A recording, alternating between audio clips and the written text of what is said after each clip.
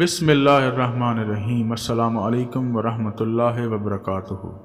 قبر میں کام آنے والے 7 اعمال۔ نبی کریم صلی اللہ علیہ وآلہ وسلم نے فرمایا، انسان کے مرنے کے بعد بھی 7 اعمال کا اجر جاری رہتا ہے جبکہ انسان اپنی قبر میں ہوتا ہے۔ وہ اعمال یہ ہیں کہ کسی کو علم سکھانا۔ آپ اگر کسی کو علم سکھاتے ہیں تو وہ جیسے جیسے آگے پھیلے گا آپ کو ثواب ملتا رہے گا۔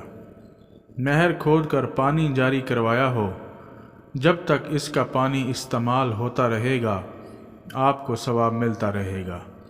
پانی کا کنواں بنوایا ہو، جب تک لوگ اس کنویں میں سے پانی پیتے رہیں گے آپ کو ثواب ملتا رہے گا۔